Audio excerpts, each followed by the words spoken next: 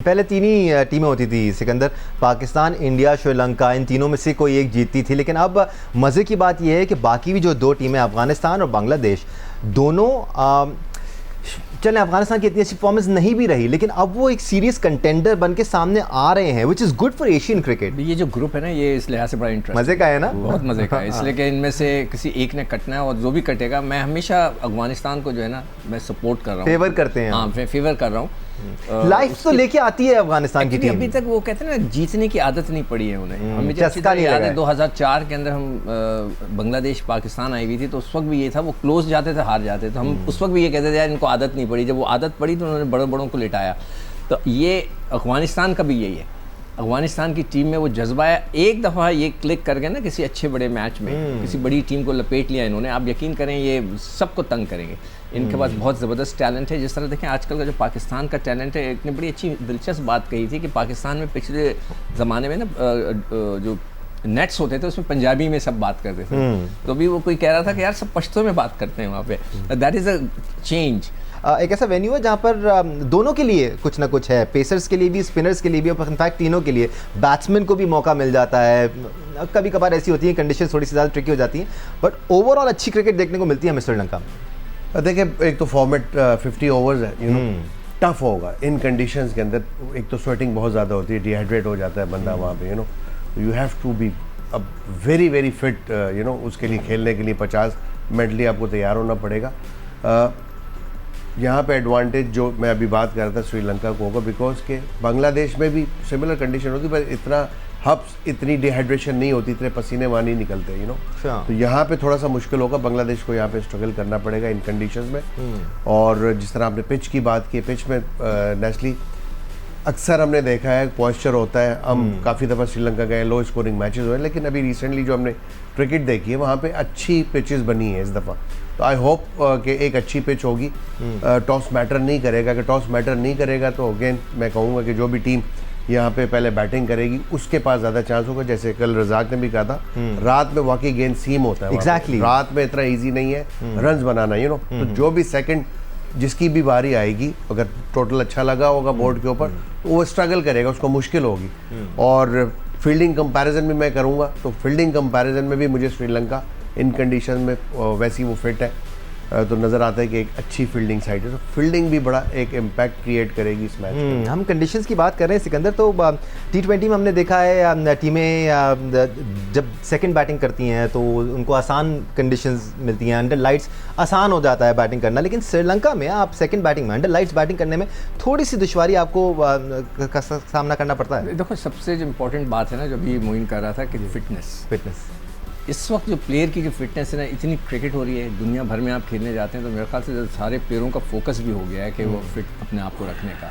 और फिर कंडीशंस के अंदर जो T20 या वनडे के मैचेस होते हैं उनको तो बैटिंग ट्रैक होना चाहिए ताकि लोग एंजॉय कर सकें। वनडे में थोड़ा बहुत वैसे बॉलर्स के लिए होना चाहिए, वरना नहीं, वैसे ही शुरू में हो जाता है, परेशान हो जाते हैं बेचारे बॉलर्स। हाँ, शुरू में बॉलर होकर ये कह रहे हैं यार हमने सारी ज़िंदगी कुट खाई है तो उनको भी खाने तो थोड़ी सी क्या हो गया, तो कुट तो लगती है। तो बैटिंग ट्रैक्स होने चाहिए ताकि लोगों को मज़ा आए देखने का। बॉलर्स के लिए टफ हो जाता है थोड़ा सा, मगर ये कि जो कंडीशन की मोइन बात कर रहा है, वाकई उसमें जो लड़के फिट होंगे, सर्वाइव करेगा जो लड़का, वही आगे की तरफ जाएगी टीम। और मैं इसीलिए श्रीलंका को सपोर्ट कर रहा हूँ कि वो लोकल कंडीशंस को अच्छी तरह पहचानते हैं। श्रीलंका की कंडीशंस वेदर वाइज बेहतर हैं थोड़ी सी इस वक्त। डेफिनेटली श्रीलंका की कंडीशन जैसे कराची में है, रात को हवा चलती है कुछ इस टाइप का है। मुल्तान में ज़रा अलग लेवल का एक सिनेरियो होता है, समुंदर की वजह से काफ़ी वहाँ पे है, या कराची में भी ऐसे ही है। अगर आप यही मैचेस अभी पंजाब में ले जाएंगे तो प्रॉब्लम होगी, हब्स होगी वहाँ पे। तो मुल्तान तो पंजाब में ही आता है। तो ये है कि अभी सारे बात कर रहे हैं श्रीलंका की।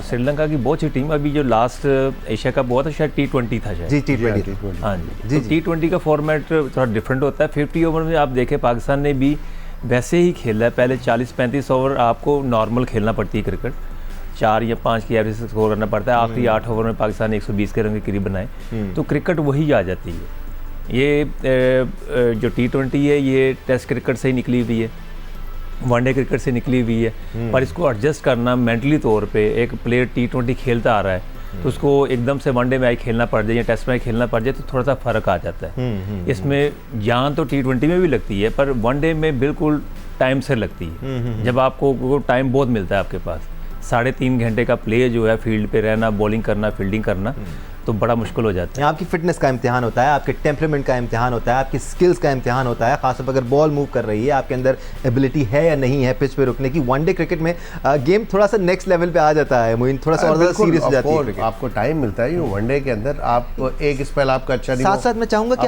आप तीनों ही लोगों से भी ज़रा बात करें कि इस फ़र्क को समझने की ज़रूरत है। T20 क्रिकेट को किस तरह अप्रोच करना है और वनडे क्रिकेट को किस तरह अप्रोच करना है। बाबर भी अगर थोड़ा सा स्लो खेल रहे हैं, इनिंग्स अपनी बनाने की कोशिश कर रहे हैं, तो वनडे क्रिकेट की रिक्वायरमेंट है। देखें आपके पास 50 ओवर्स होते जी सर, और जिस वक्त आप बैटिंग करने जाते हैं नेचुरली आप सबसे पहले तो गेम के अंदर ही होते हैं, आपको पता होता है कि सिचुएशन क्या है। मेरे पास 40 ओवर है, 30 ओवर मिले या 35 ओवर मिले या 20 ओवर मिले, 20 ओवर मिलेंगे तो नेचुरली आपको जाके विकेट्स इन हैंड होंगी, तो T20 फॉर्मेट की तरह ही खेलना पड़ेगा। अब जहाँ ज़्यादा ओवर्स हैं तो आप इनिंग ड्राफ्ट करते हो, थोड़ी देर इंतज़ार करते हो, जैसा हमने देखा बाबर ने। एट दी एंड आप देखें जो एंड रिजल्ट है, दोनों का स्ट्राइक रेट देखें कि बहुत टॉप लेवल का था। बिल्कुल बिल्कुल, वो कवर कर जाते हैं। हाँ, नेक्स्ट लेवल हो जाता है बिल्कुल, बिकॉज कि जब आपकी बॉडी सही वार्म अप हो जाती है, हैंड एंड आई कोऑर्डिनेशन अच्छा आपका हो जाता है, थोड़ा टाइम आप लेते हैं। आगा सलमान ने गलती की, आके रिवर्स स्वीप मारना शुरू किए, अभी खेले ही नहीं थे तो आउट भी होगा। इन दोनों ने टाइम लिया था, और यही मैच्योरिटी होती है क्रिकेट के अंदर, जिसे हम सीजन प्लेयर कहते हैं। वो यही होते हैं कि वो सिचुएशन को बहुत जल्दी अडॉप्ट करते हैं और फिर अकॉर्डिंगली खेलते हैं। तो ये करना पड़ेगा तमाम लड़कों को, क्योंकि वनडे फॉर्मेट में आपके पास जैसे मैंने बोला कि टाइम होता है जी, तो आप टाइम लेना चाहिए, आपको जल्दबाजी ना करें। ठीक है सिकंदर। देखो अब जो फ़र्क है ना वो ये है कि वनडे T20 के अंदर बहुत तेज़ी के साथ आपको खेलना है, आपके पास टाइम ही नहीं होता। इसीलिए मैं वनडे के अंदर जो एक मेरा फार्मूला ये था कि अगर रिजवान ओपन कर लेता है तो एक हमारे दौर में क्या होता था, डेजमंड हेन्स और गॉर्डन ग्रेनिज ये वेस्ट इंडीज़ से ओपन करते थे। हेन्स जो था वो शुरू से लेकर आखिरी तक जाता, सिंगल लेता रहता था, उसको आगे करता रहता, वो मारता रहता था, इनिंग्स बनाते इनिंग बनाता, आखिरी में जाके 45वें 48वें ओवर में जाके वो अपना 100 करता था, मगर वो एक एंड को ब्लॉक कर देता था। ये एक्ट हमारे यहाँ भी होना चाहिए। अगर ये होगा तो लोग नाराज ना हो कि स्लो हो गए, स्लो नहीं हुए, वो एक टेम्परामेंट लोग से तो नहीं होंगे, आप अगर उन्होंने ये कर दिया। वो वक्त के साथ बताऊंगा मैं, तो वो लेके चलना पड़ता है। तो मेरे ख्याल से मेरा एक आइडिया था कि रिजवान से ओपन कराएं, उसको बोले T20 जैसा खेले और इमाम जो है उसको कैरी करे। इमाम में वो क्वालिटी है, अपने सेटल हुए हुए नहीं फकर आ सकता है उसमें वन डाउन, उसमें कोई ऐसी बात नहीं। ये मेरा एक आइडिया था, बाद में चाहे तो एक्सपेरिमेंट कर लें।